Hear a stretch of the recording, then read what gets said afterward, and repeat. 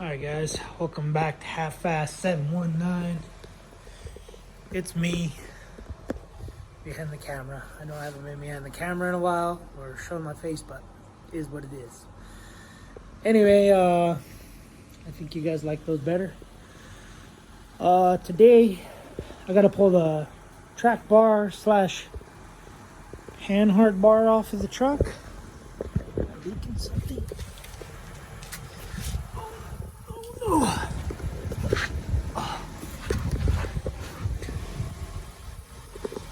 I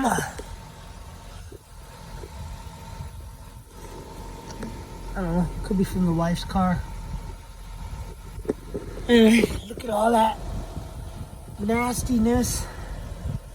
See all that nasty right there? Big old round things. Yeah, that's nice. Aluminum drive shaft's nice. The trans cooler nice.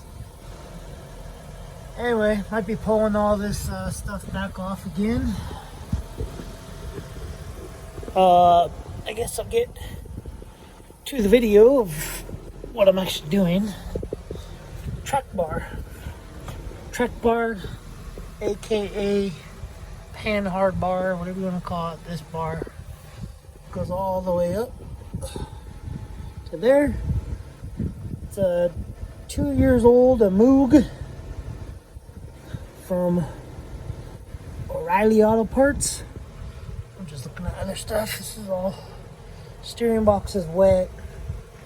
I gotta put a Zerk fitting in this bearing. Apparently I never had one. So yeah, I'm gonna put a Zerk fitting in there, grease that. Some steering crossover. Anyway, this bushing is pretty much blown. Had the wife in the truck the other day, was squealing at me. As you can see, got grease and everything. Those are Carly lifetime ball joints in there. They started squeaking, but I just installed grease in them when I did the whole front bearings, diff bearings, and all that other stuff. So I have to take that off. I have to take the panhard bar off and take it back to O'Reilly because it's pretty blown on one side. When we turn the wheel, you can see the whole rod where the bushing is. You see the bushing sitting there, but the rod is just moving. It's probably moving about 3/8 of an inch, and so when I'm driving, I constantly have to correct it, overcorrect it, the whole body roll basically. What that bar does is keeps the truck parallel with the axle, so when you're driving, everything drives straight. If that panhard bar, track bar, what do you want to call them, is not in there, the front axle will go that way, the truck will go that way, blah blah blah.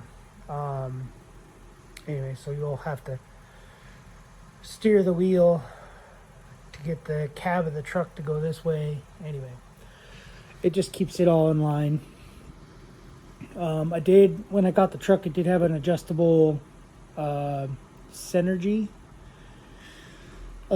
track bar, and those bushings are completely blown. I don't like aftermarket polyurethane bushing stuff for suspension because it blows out very fast. But anyway, update on the truck. Yeah, so that's what I'm gonna do. Gotta pull it off, go to O'Reilly, exchange it for a new one. That's what I'm doing today. I have to go get it registered, take the Audi to get tires rotated and balanced, and pick up the bar, go to AAA, pick up my stupid stickers for this. Yeah.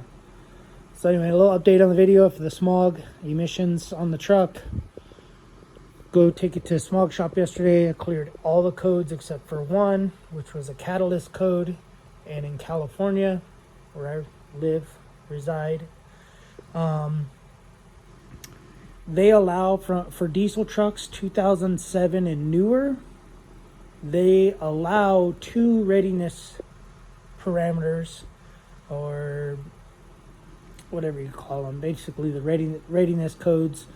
They allow 2 to not be complete.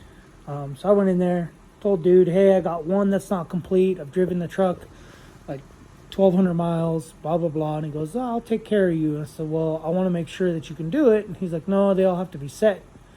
And so I showed him the little thing I got from California DMV. It sent me to the California referee, which is basically CARB. Anything that you say is CARB compliant. It's the California something bureau referee, blah blah blah. Anyway, went to their it sent a link to their website. It says that their website shows that you're allowed to have 2 for 07 and newer. So I showed him that, and he says, yeah, let's try it. I said, well, no, I don't want to try it unless you know for sure. And he goes, I'll tell you what, if it doesn't pass, it's on me. If it passes, you pay full price, because I always get a discount with him because I take 1 million cars to him every other year. So I was like, all right, deal. Passes, I'll pay full price. Doesn't pass, then I'll come back later. So he's like, are there any codes? I'm like, no codes. Just checked them. No codes, blah, blah, blah. So he checks the codes. So, mind you, when I was driving the truck there, it was trying to regen, or starting to regen. It's 40 degrees outside, so the trucks don't like to regen when they're super cold. And I didn't want to get on the highway because there's a lot of traffic. It was Sunday, and everybody was going home for the holidays. Blah, blah, blah. Anyway, so I just parked it in the parking lot, let the exhaust temperatures cool down. So exhaust temperatures cooled down. I was like, okay, it's out of its regen cycle. Pulled it in, he checks the codes, and he's like, you got a particulate DPF filter code. I said, yeah, it's fine. It's just a pending code because it didn't regen. He goes, well, I don't know. It might not pass. I said, I don't know. Whatever you want to do. You don't want to do it, you don't think it'll pass, then don't do it. I'll just keep driving it around until the other code sets, until it regens. And he's like, no, it'll pass. I'll pass it for you. I'll pass it for you. It'll be okay. I'm like, okay, cool. So I said, whatever you do, don't clear the codes. And he's like, no, I have to clear the code. I was like, no, don't clear the codes because the readiness codes are going to be wiped out. So he deleted everything. So all my readiness codes weren't set. But somehow, magically, I don't know how, whatever, he smogged it, it passed. So I don't really care. He passed it. I don't know if he's got a button that he says, you know what, this truck's good, pass it. Anyway. So I paid him the full price, and I left all the readiness codes incomplete, all the way down. Until I started driving, and they started completing, but anyway. So I got to bring some paperwork. I got to bring the smog paperwork to AAA. So anyway, that's what I'm doing today. So I'm gonna take the panhard track bar off right now. You guys don't need to see. It's just 2 bolts. You might be steering stabilizer might have to come off. Something else over here might have to come off. Pull that away so I can get the bolt out. But anyway. And then, yeah, hopefully get that done, come home, and I want to try out this little chainsaw on a pole. So it's supposedly 10 feet of reach. Thing is heavy. I just held it up on the tree because all those branches that are hanging low basically hit all of our cars as we drive in. They don't, we go wide, but it'd be nice to just pull in instead of swinging all the way around the tree. Anyway, I'm going to trim a bunch of those. We got that one right there that when it warms up, it wants to climb, and it touches the Those are just cable, like coaxial. The power line is on the top.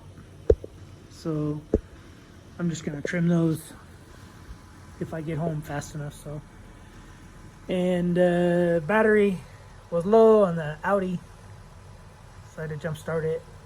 Battery's low because I did the fan and I did the seats, so I had the ignition on the whole time, running the seat back and forth to tighten the bolt, or actually replace the bolt. And then the blower motor had the ignition on. So, and those cars drain batteries just sitting there because of all the computers, all the electronic crap on them. Anyway, all right guys, enough babbling. I gotta pull this bar off and go from there. I'll update you guys how the truck drives, and probably some parts along this line right here might be coming off again, and then some parts around this area might be going back on again. All right, see you in the next video. Thanks for watching. Subscribe, comment, do what you guys do. And this truck will eventually be going. I'm just messing with this stupid charging issue. I got everything works except for it won't charge. New alternator, new crank sensor, new fuses, relays, you name it. Everything's new in there. I can't get this stupid thing to charge. Anyway, because the kid wants to drive it. I want him to drive it. I want to see how it does. Alright, see you in the next video. Later.